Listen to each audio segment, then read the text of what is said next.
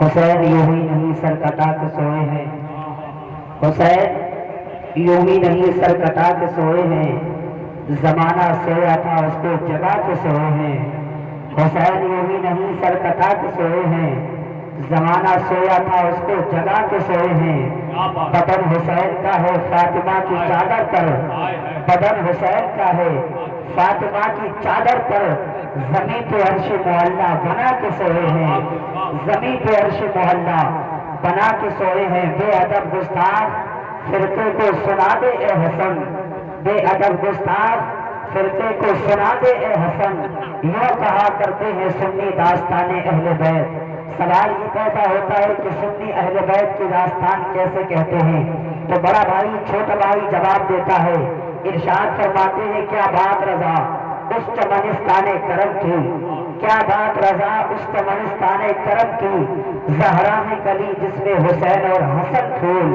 سوال یہ پیدا ہوتا ہے سنی داستان اہل بیت کیسے کہتے ہیں؟ تو جواب ملتا ہے ایسے کہتے ہیں، نور بنت نور زوج نور ام نور نور، نور بنت نور زوج نور ام نور نور، نور مطلق کی کنیز اللہ نے لمحہ نور کا۔ اب سوال یہ پیدا ہوتا ہے سنی اہل بیت کی داستان کیسے کہتے ہیں؟ امام پھر جواب دیتے ہیں، تیری نسل پاک میں ہے بچہ بچہ نور کا، تیری نسل پاک میں ہے بچہ بچہ نور کا، تو ہے عین نور تیرا سب گھرانہ نور کا۔ سوال پیدا ہوتا ہے سنی داستان اہل بیت کیسے کہتے ہیں؟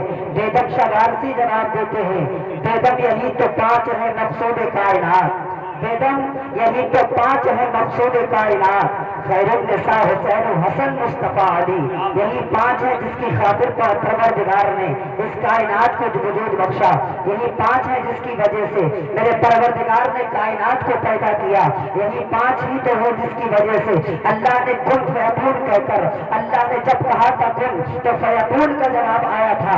اللہ الصمد، جب میرے اللہ نے کہا تھا کن تو تمام چیزیں موجود ہو گئی تھی، حضرت آدم سے لے کر اور آج تک کی جتنی اشیاء ہیں، قیامت تک جتنی اشیاء ہوتی رہیں گی، تمام چیزیں اللہ کے کن کہنے سے حاضر ہو گئی تھی۔ اللہ الصمد، جب میرے آقا سیدنا امام حسین رضی اللہ تعالی عنہ کی سیرت سننے کے متعلق میں اپنے بیان کو گفتگو کو آگے بڑھانے کی کوشش کروں، سب سے پہلے ایک بات یاد رکھیں، میرے آقا مصطفیٰ جان رحمت صلی اللہ تعالی علیہ وسلم کا دور سب سے بہترین دور تھا۔ خود میرے نبی نے فرمایا تھا خیر القرون قرنی، یعنی جتنے بھی دور دنیا میں پیدا ہوں گے یا جتنے دور دنیا میں پیدا ہو چکے، ان سارے دوروں میں اگر کوئی بہترین دور ہے، سارے عصروں میں اگر کوئی بہترین عصر ہے، سارے دہروں میں اگر کوئی بہترین دور ہے تو وہ محمد عربی کا زمانہ ہے، وہ میرے آقا کا زمانہ ہے۔ میرے آقا کے وصال کے بعد جب میرے آقا اس دنیا سے تشریف لے کر جاتے ہیں، میرے آقا کے بعد سیدنا صدیق اکبر منصب خلافت کو سنبھالتے ہیں،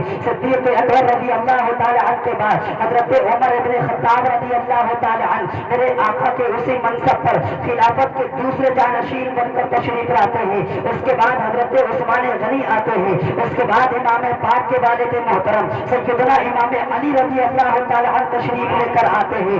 دور بیتتا جاتا ہے، زمانہ گزرتا جاتا ہے۔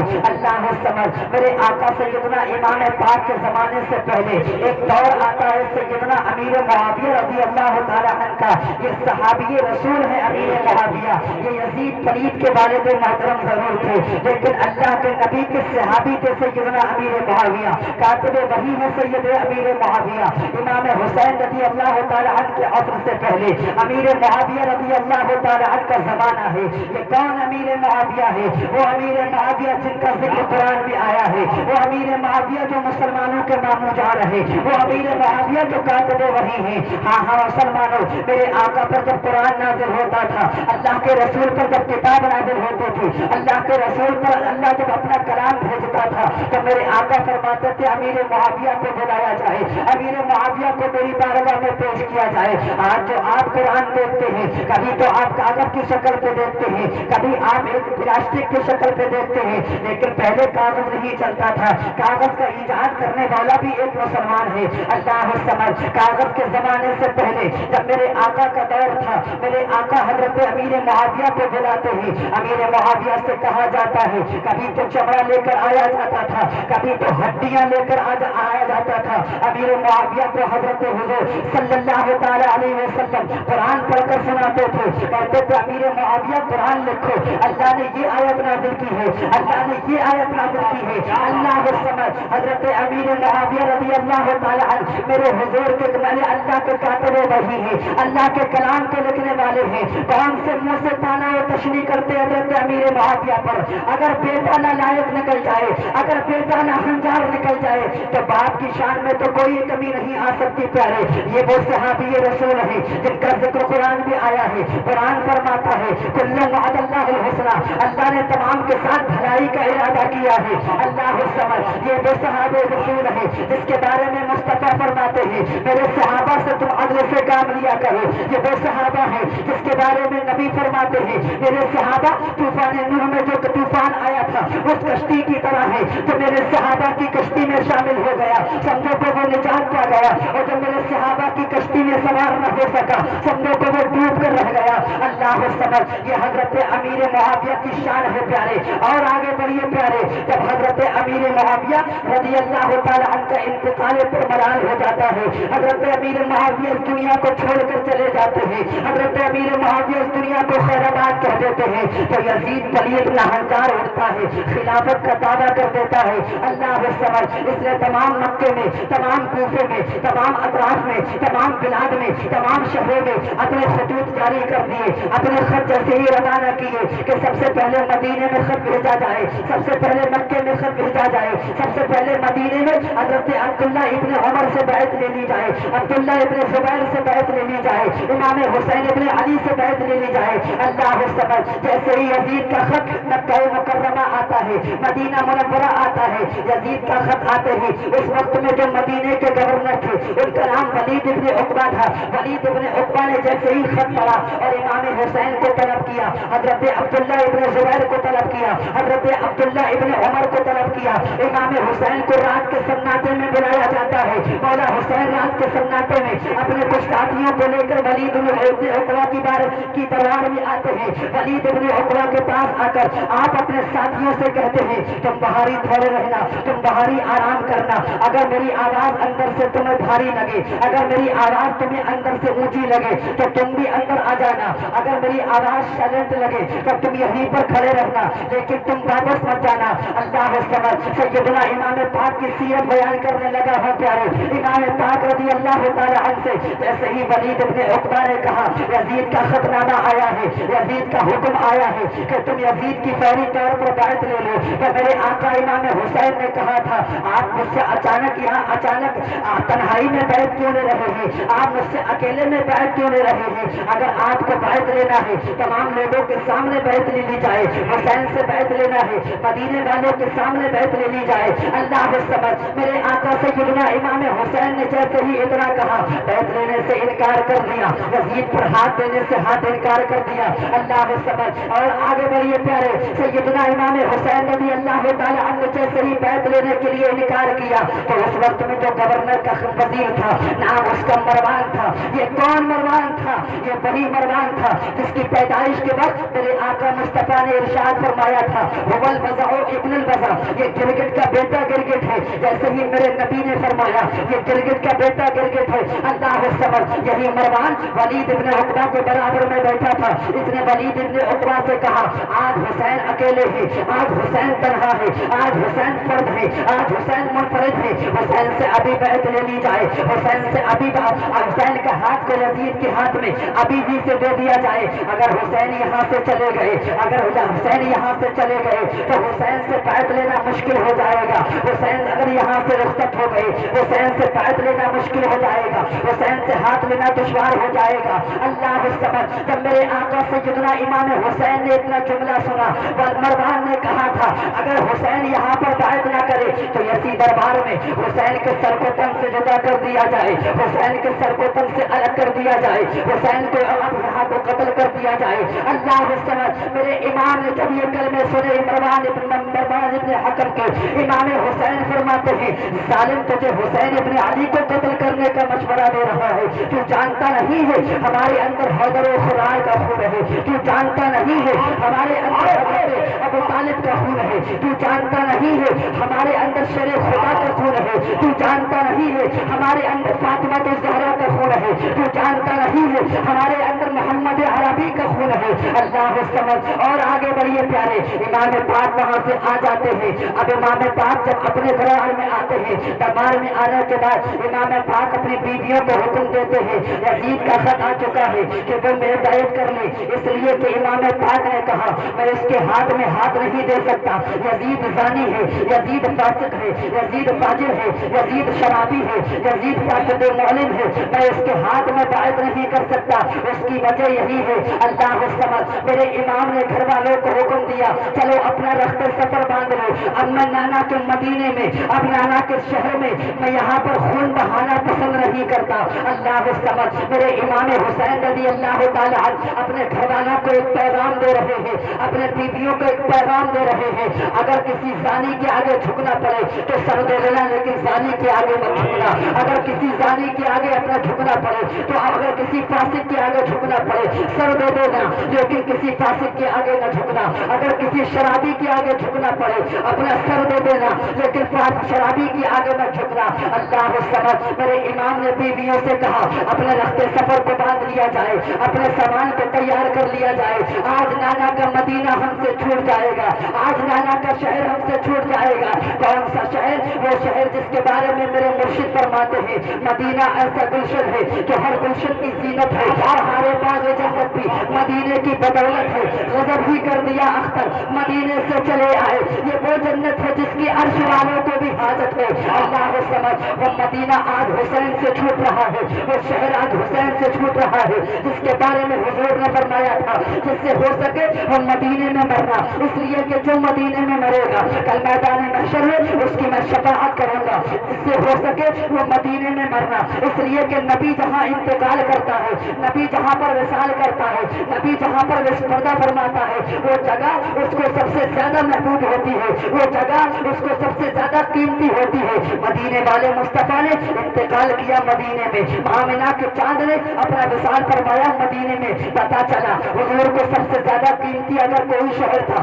تو وہ مدینہ منورہ تھا, حضور کو سب سے اصل کوئی سرمایہ تھا تو مدینہ منورہ تھا. اللہ سمجھ, میرے آقا امام حسین اپنے گھر والوں سے کہتے ہیں آج ہم سے مدینہ چھوٹ جائے گا, آج نانا کا شہر چھوٹ جائے گا, وہ شہر جس کے بارے میں حضور نے فرمایا تھا. ایک مرتبہ جنگ تبوک سے لوٹنے کے موقع پر تمام صحابہ اکرام کے سامنے ایک لشکر جرار آ گیا تھا. جیسے ہی لشکر جرار آیا صحابہ کا آمنے سامنا ہو جاتا ہے. کچھ کفار کو صحابہ نے قتل بھی کیا. جب صحابہ نے کفار کو قتل کیا تو کفار گھوڑے سے نیچے گرتے تھے, جیسے ہی نیچے گرتے تھے گرد و غبار کا موسم تھا, یہاں پر دھول زیادہ ہوتی تھی. اللہ سمجھ, دھول کے اڑنے کی وجہ سے ایک صحابی نے اپنے منہ کو بند کر لیا, منہ پر ڈھاکا لگا لیا. میرے حضور فرماتے ہیں اے میرے صحابہ تم جانتے نہیں ہو اس شہر کی مٹی میں بھی اللہ نے شفا رکھی ہے, یہ وہ شہر ہے. اور میرے علامہ حسن فرماتے ہیں نہ ہو آرام جس بیمار کو سارے زمانے سے, نہ ہو آرام جس بیمار کو سارے زمانے سے, اٹھا لے جائے تھوڑی خاک ان کے آستانے سے. اللہ سمجھ, یہ وہ مدینہ ہے آج حسین سے چھوٹ رہا ہے. یہ کون سا مدینہ ہے؟ دل پر ہاتھ رکھ کے سننا مسلمانوں, یہ کون سا مدینہ ہم سے چھوٹ رہا ہے؟ میرے نبی کی پیدائش سے 550 سال پہلے تو پاول ہماری مدینے سے گزر رہا تھا. یہودیوں کا سب سے بڑا عالم تھا یہ تبا, جب یہ مدینے سے گزر رہا تھا گزرتے ہوئے اس نے علماء یہود سے پوچھا بتاؤ تو صحیح یہ جگہ کون سی ہے, یہ مقام کون سا ہے؟ تو علماء یہود جواب دیتے ہیں یہ مدینہ منورہ, اس کا نام پہلے یثرب تھا. کہا یہ جگہ یثرب ہے, کہا ہمارا پڑاؤ یہی ہوگا, ہمارا ٹھکانہ یہی ہوگا, اب یہیں پر ہم اپنا ڈیرا ڈالیں گے. کہا اس کی وجہ کیا ہے؟ علماء یہود 700 علماء یہود کو اس نے جمع کیا. جمع کرنے کے بعد وہ کہتا ہے ہمارا ٹھکانہ یہیں پر ہوگا, ہمارا آخری مسکن یہیں پر ہوگا. اب اس سے پوچھا جاتا ہے آخر وجہ کیا ہے کہ تم تو بہت بڑے توریت کے عالم ہو, تمہارا ٹھکانہ یہاں गुनाह क्यों होगा? तो तुब्बा वल हुमैरी जवाब देता है कि मैंने अपनी आसमानी किताबों में पढ़ा है कि मेरे नबी जो अल्लाह के आखिरी नबी बनकर तशरीफ लाएंगे, उनका मकाम इसी जगह पर होगा, उनका मकाम आखिरी इसी पर होगा, उनका ठिकाना यहीं पर होगा। अल्लाह समझ। तुब्बा वल हुमैरी मेरे नबी की 500 साल पैदाइश से पहले एक खत लिखता है, उलमाए यहूद को देता है, कहता है ये खत तुम अपने पास अमानत रखना, ये खत मेरा तुम्हारे पास अमानत है। शेख अब्दुल हक मुहद्दिस देहलवी रहमतुल्लाहि ताला अलैह ने जज़्बुल कुलूब में इस वाक़े को नकल किया। मैं सिर्फ नाक़िल की हैसियत से पढ़ रहा हूँ। अल्लाह समझ। तुब्बा वल हुमैरी ने कहा था कि आखिर को वक्त आएगा, मेरा ये खत तुम अपने पास रखना, और ये खत को मुंतकिल करते हुए अगर तुम्हारे मौत का वक्त करीब आ जाए, अगर तुम्हारे इंतकाल का वक्त करीब आ जाए, अगर तुम्हारे विसाल का वक्त करीब आ जाए, तो ये खत तुम अपनी नस्ल को दे देना और अपनी नस्ल से कहना अगर तुम्हारा भी इंतकाल का वक्त करीब आ जाए तो इसको मुंतकिल करते हुए नबी ये आखिर ज़मां तक पहुंचा देना। अल्लाह समझ। तुब्बा वल हुमैरी का अकीदा देखे, तुब्बा का अकीदा देखे, उसने एक खत में लिखा था कि नबीउल आखिर ज़मां पर मैं अपना ईमान लेकर आता हूँ, मैं नबी पर ईमान लेकर आता हूँ। मुझे उम्मीद है कि मेरे नबी मेरे ईमान को कबूल फरमाएंगे, मुझे उनसे उम्मीद कभी है मेरे नबी मेरे ईमान को मकबूल फरमाएंगे। अल्लाह समझ। अब वक्त दौर का गुजरता जाता है, जमाना गुजरता जाता है, दौर गुजरता जाता है। मेरे नबी की पैदाइश से, जब मेरे नबी की पैदाइश दुनिया में होती है, मेरे नबी ऐलान नबूवत 40 साल की उम्र में करते हैं। 40 साल की नबूवत से पहले कैसे कैसे जुल्म और सितम किसी ने नहीं देखे जो मक्के वालों ने मेरे हुजूर पर बरसाए। अल्लाह समझ। मेरे नबी पर 40 साल से पहले किसी ने कुछ नहीं कहा था। मेरे नबी को सब सादिकुल वादुल अमीन कहते थे, मेरे नबी को सबसे बड़ा सच्चा कहते थे, मेरे नबी को सबसे बड़ा अमानतदार कहते थे। अल्लाह समझ। मेरे नबी मुस्तफा जाने रहमत सल्लल्लाहु ताला अलैहि वसल्लम को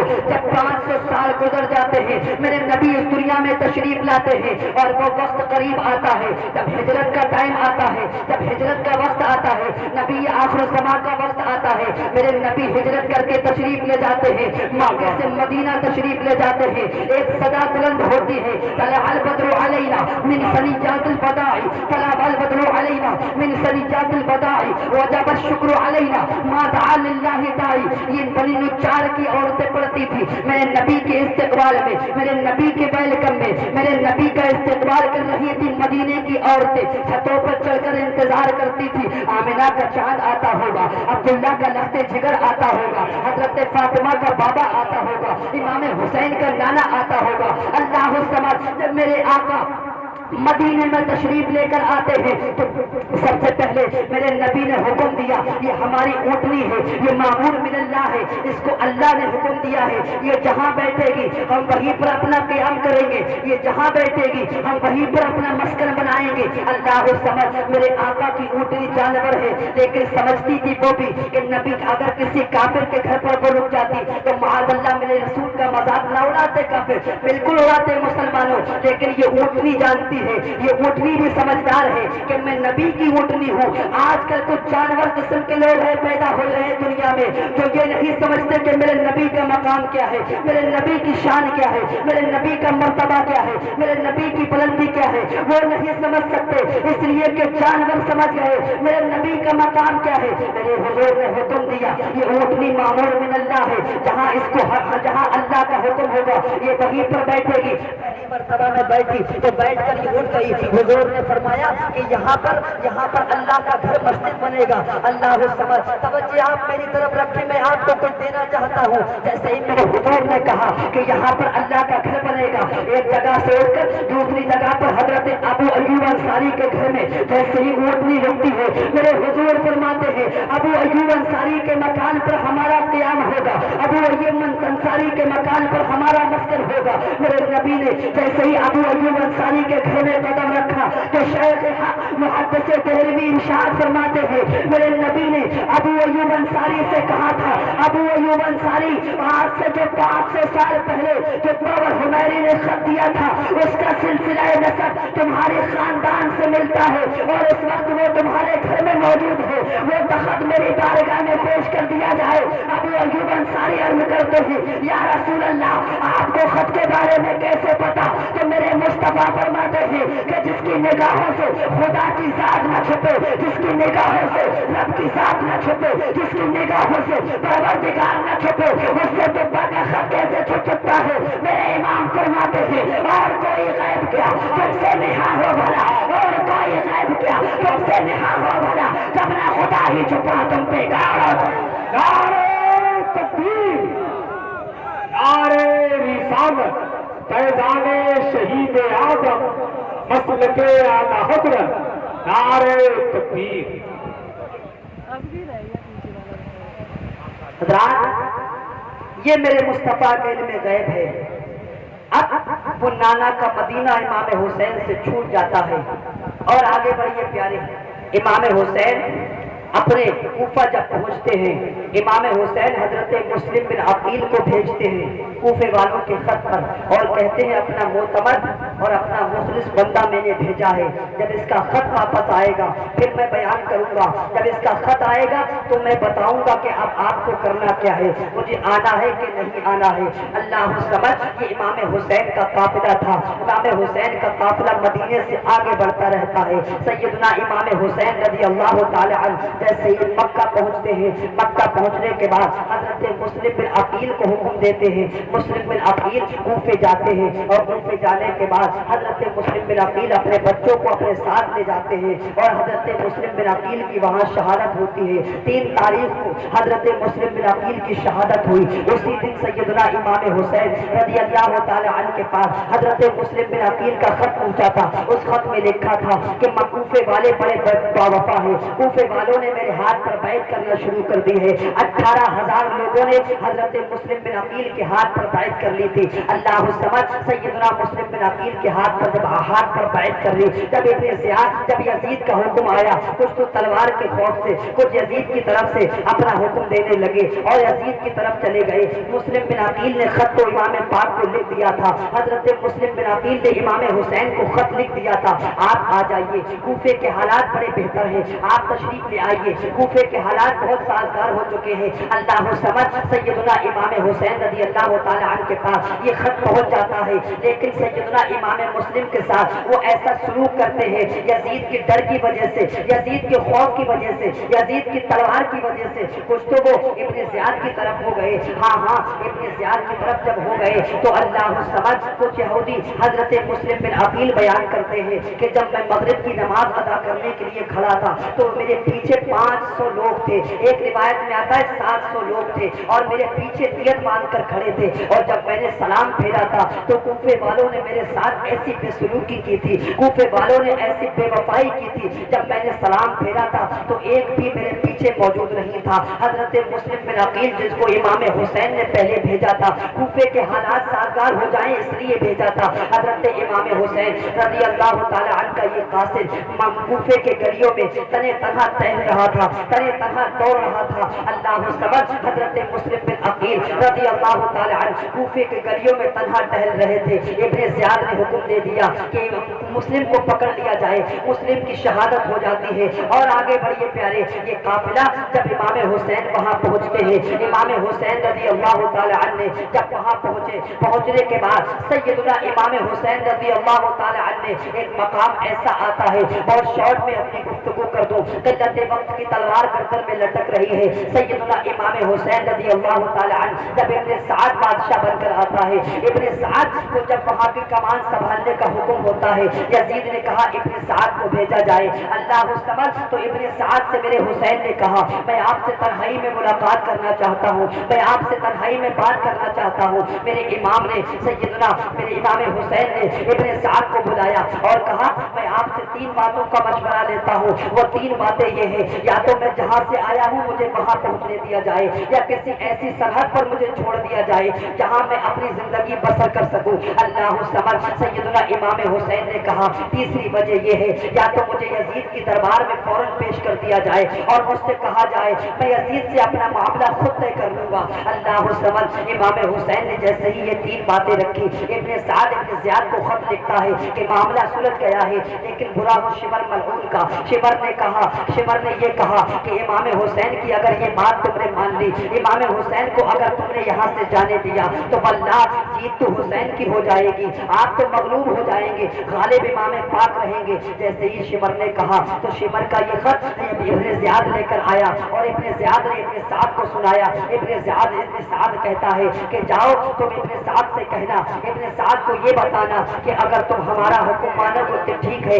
अगर हुसैन का सर हमें ला कर देते हो तो ठीक है, वरना तुम अपना जो लश्कर है वो शिमर के हवाले कर दिया जाए। ये सैयदना इमाम पाक ने कहा। सैयदना इमाम पाक के लिए ऐसे मशवरे तैयार किए गए। अल्लाह समझ। मेरे इमाम और आगे बढ़ते हैं। जब आगे बढ़े करबला के मैदान से पहले नबी मुहर्रम की रात थी। मेरे इमाम ने देखा आप किले से बाहर अपनी तलवार पर टेक लगाए हुए बैठे थे। सैयदा ज़ैनब ने पर्दे की आड़ से सुना कुछ काफिला सामने से आ रहा था। एक काफिला जब सामने से आ रहा था, सैयदा ज़ैनब ने कहा भैया जान बेदार होइए, एक काफिला सामने से आ रहा है, देखिए तो सही कौन आ रहा है। मेरे इमाम हुसैन रज़ी अल्लाह ताला अन्हु ने अपने असर को तलवार के ऊपर से उठाया। क्या देखते हैं इमाम पाक एक काफिला सामने से चला आ रहा है। हजरत ज़ैनब से फरमाते हैं मौला हुसैन मेरी बहन ज़ैनब अभी ख्वाब में मैंने नाना मुस्तफ़ा को देखा था। मेरे मुस्तफ़ा फरमाते हैं हुसैन तुम बहुत जल्दी हमारे पास आने वाले हो,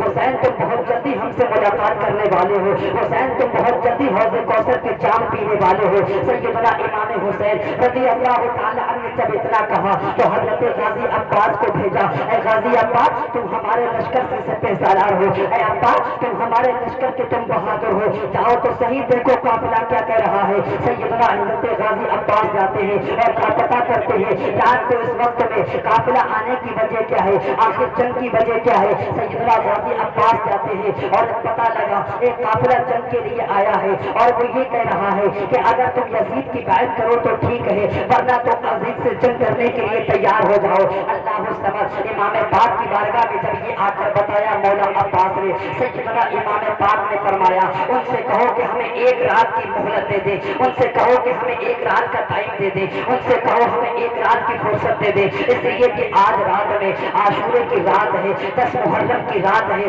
हम अपने परवरदिगार की बारगाह में नमाज अदा कर ले, अपने रब की बारगाह में सजदे कर ले, अपने रब की बारगाह में सजदे कर कर रब को और राजी कर ले। अल्लाह समझ। तौबा इस्तिग़फ़ार कर ले। जब सैयदना इमाम पाक ने ये फरमाया एक रात की मोहलत मिल जाती है, अब सुबह जो नमोदार होती है मेरे इमाम निदा देते हैं कि आजान कही जाए, आजान कही जाए। अल्लाह समझ। 10 मुहर्रम की तारीख है, मौला हुसैन कहते हैं आजान दी जाए। 10 मुहर्रम को सैयदना इमाम हुसैन पता है मेरा घर बार मिट जाएगा, कासिम की जवानी मिट जाएगी, हजरत अली असगर चले जाएंगे, अली अकबर चले जाएंगे। अल्लाह समझ। सैयदना हजरत गाजी अलमबरदार भी चले जाएंगे, मेरे आका सैयदना अली अकबर भी जामे शहादत नौश कर लेंगे। आखिर इमाम हुसैन ने नमाज फज्र का हुक्म दिया, बहुत खुशी और खुशू के साथ अल्लाह की खुलूस नियत के साथ अल्लाह की इबादत करते हैं मौला हुसैन और आगे बढ़िए प्यारे चलते वक्त दामागी रहे, वरना मैं आपको बताता हुआ क्या था वाकई करबला को बड़ा खोल कर बयान करता, इसलिए कि आज दामन की वक्त ने मेरे दामन को पकड़ रखा है। अहमद रजा कम कर दे। आइए मैं शहादत की तरफ बढ़ता हूँ। वक्त आता है हजरत कैस का। हजरत कैस को मेरे आका हुसैन हुक्म देकर भेजते हैं, जाओ देख के आओ कूफे के हालात क्या है, जाओ मालूम करके आओ कूफे के हालात क्या है, और ये खत मेरा कूफे वालों को पढ़कर सुना देना। सैयदना कैस रज़ी अल्लाह ताला अन्हु कूफे पहुंचते हैं। कूफे पहुंचने के बाद हजरत कैस हुक्म देते हैं کوفے والوں کا خط آیا ہے، لیکن ابن زیاد کے فوجیوں نے سیدنا قیس کو گرفتار کر لیا، سیدنا قیس کو پکڑ لیا اور کہا چلو تمہیں ابن زیاد کے بارگاہ پر دربار میں لے جایا جاتا ہے۔ ابن زیاد کے دربار میں سیدنا قیس جو امام حسین کے قاصد سے ان کو لے جایا گیا۔ جب سیدنا قیس کو لے جایا گیا کہا تمہارے چھوٹنے کا ایک ہی راستہ ہے، یا تو حضرت قیس امام حسین کی بارگاہ میں تم تقریر کرو، ان کے خلاف تقریر کرو، کوفے کے گورنر ہاؤس پر چڑھ جاؤ اور امام کے خلاف تقریر کرو کہ وہ شقی ابن شقی ہے، وہ کذاب ابن کذاب ہے، معاذ اللہ رب العالمین۔ حضرت سیدنا امام حسین کے لیے ایسے ایسے الفاظ حضرت قیس سے کہلوا رہے تھے، لیکن باہر قربان حضرت قیس تیری عظمت کے، حضرت قیس کی ہمت کو سلام، حضرت قیس کی بہادری کو سلام، حضرت قیس کی شجاعت کو سلام، حضرت قیس کی جوان مردی کو سلام۔ جیسے ہی سیدنا قیس سے کہا گیا تم کوفے کے گورنر ہاؤس پر چڑھ کر مولا حسین کے خلاف تقریر کرو، تم مولا حسین کے یہ راستے جو کوفے میں بھیجے گئے تھے، حضرت قیس کوفے کے گورنر ہاؤس پر چڑھ جاتے ہیں اور چڑھنے کے بعد کہتے ہیں اے لوگوں تم جانتے نہیں ہو کہ حسین ابن علی نبی کا نواسا ہے، اے لوگوں تم جانتے نہیں ہو وہ مخلوق خدا میں سب سے زیادہ بہتر ہے، اے لوگوں تم جانتے نہیں ہو وہ خدا کی زمین پر اکیلا نواسا مصطفیٰ ہے۔ اللہ سمجھ جب یہ بات گیا، جب یہ تقریر ابن زیاد نے سنی، ابن زیاد بوکھلا گیا، ابن زیاد کے جسم کا رونگٹا رونگٹا کھڑا ہو گیا۔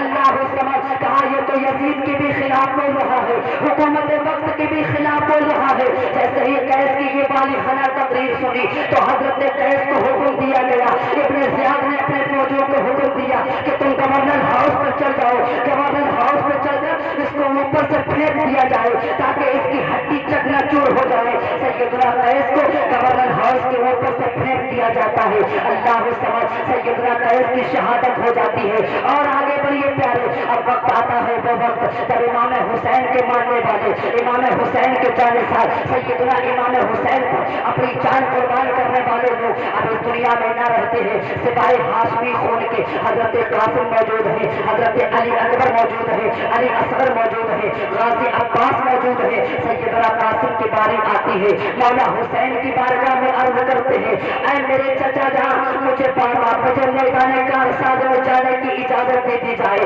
مجھے کربلا کے میدان میں جانے کی انومتی دے دی جائے۔ اللہ سمجھ جب سے یہ سیدنا قاسم رضی اللہ تعالی عنہ نے امام پاک سے کہا تھا، امام پاک کے قدموں کے نیچے کی زمین ہل جاتی ہے، کہتے ہیں اے میرے بھتیجے تم میرے بھائی کا اکیلا نور نظر ہے، تم میرے بھائی کی یادگار ہے، تم میرے بھائی کا مجھے یاد دلاتا ہے، ذرا بتا تو صحیح کون سی زبان سے تجھے کربلا میں جانے کی اجازت دوں گا، ذرا بتا تو صحیح کون سی زبان سے تیرے لیے میں ہاں کہوں گا۔ اللہ سمجھ سیدنا قاسم رضی اللہ تعالیٰ دوڑے دوڑے اپنے پھوپھی کی پاس جاتے ہیں، اے میرے پھوپھی ذرا مجھے بتا تو صحیح میرے چچا جان مجھے میدان کارساز میں جانے کی اجازت نہیں دے رہے ہیں۔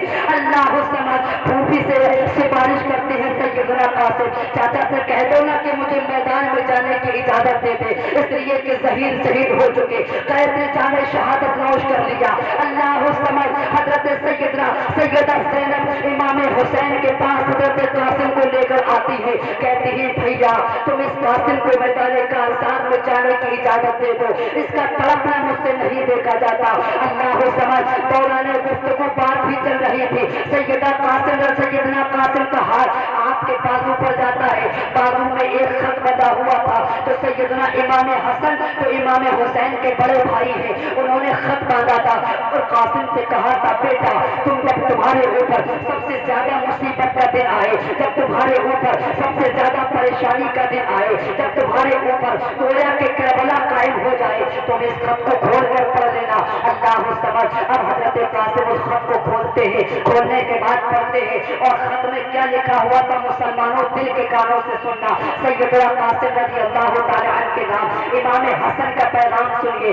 امام حسن فرماتے ہیں خط کے ذریعے اے میرے بیٹا قاسم میں سمجھتا ہوں تم آج میدان قیامت میں کھڑے ہو، میں سمجھتا ہوں آج تم کربلا کے میدان میں کھڑے ہو، میں سمجھتا ہوں آج تم کربلا کی تپتی ہوئی زمین پر کھڑے ہو۔ خدا را میرے بھائی کے قدموں پر اپنی جان کو قربان کر کے میرا سر میدان قیامت میں اونچا کر دینا. تم خدا نانا مصطفیٰ کی بارگاہ میں مجھے سرخروئی حاصل کرا دینا. اللہ سمجھ جیسے ہی یہ خط پڑا امام حسین کے دربار میں پیش کیا جاتا ہے, امام پاک کی بارگاہ میں پیش کیا جاتا ہے. سیدنا امام حسین رضی اللہ تعالیٰ عنہ جیسے ہی خط دیکھا, دیکھنے کے بعد امام حسین میدان میں جانے کی اجازت دے دیتے ہیں. اللہ سمجھ کیسا منظر رہا ہوگا, ذرا دل کے کانوں سے سنیے مسلمانوں. حضرت قاسم رضی اللہ تعالیٰ عنہ جیسے ہی اتنا کہا, حیدر کرار کے ذوالفقار اٹھاتے ہیں, گویا کے ننگے بدن ایک لباس جسم پر پڑا ہے امام قاسم کے, میدان کارساز میں پہنچ جاتے ہیں سیدنا قاسم رضی اللہ تعالیٰ عنہ. اب حضرت قاسم میدان کارساز میں جا کر ایک آواز لگاتے ہیں, ایک چیخ لگاتے ہیں, کربلا والو آؤ, کون ہے جو تم نے میرا مقابلہ کرے, آؤ کون ہے جو تم نے میرا سامنا کرے, آؤ کون ہے جو تم میری ہمت سے ٹکرائے. سیدنا قاسم رضی اللہ تعالیٰ عنہ کے سامنے کوئی آ نہیں رہا تھا. ایک ملک شام کا بڑا بہادر پہلوان تھا, نام اس کا تاریخ میں ارزت بتایا جاتا ہے. ارزت نے کہا میں نہیں جاؤں گا, میری شان کے خلاف ہے میں جاؤں, اس لیے کہ ارزت اگر چلا جاتا تو یہ حضرت قاسم کی شان کے خلاف تھا. وہ سمجھ رہا تھا بچے کے مقابلے میں کون جائے گا. سیدنا قاسم رضی اللہ تعالیٰ عنہ چیلنج کرتے ہیں, آئیے ذرا میدان کربلا میں کون ہے جو میرے سامنے آئے.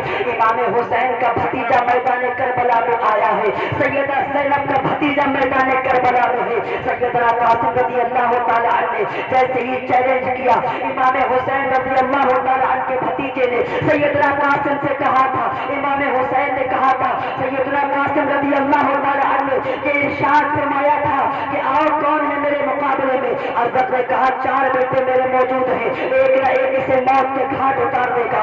اللہ سمجھ پہلا لڑکا آتا ہے, امام قاسم اسے موت کے گھاٹ اتار دیتے ہیں. دوسرا آتا ہے, امام قاسم اس کو بھی موت کے گھاٹ اتار دیتے ہیں. تیسرا آتا ہے, امام قاسم اس کو بھی موت کے گھاٹ اتار دیتے ہیں. جیسے یہ چوتھا آیا, امام قاسم اس کو بھی موت کے گھاٹ اتار دیتے ہیں. اللہ سمجھ یہ سیدنا قاسم کی شہادت تھی. امام قاسم رضی اللہ تعالیٰ عنہ نے جام شہادت نوش کر لیا. امام حسین کی محبت میں اللہ کریم کی بارگاہ میں دعا ہے, پروردگار قرآن گفتگو کو لغزات آئی ہو اللہ معاف فرمائے, صحیح کو اپنی بارگاہ میں قبول فرمائے, اور پروردگار ہم سب کو اس پر عمل کرنے, پہلے مجھے بعد میں آپ کو عمل کی توفیق عطا فرمائے.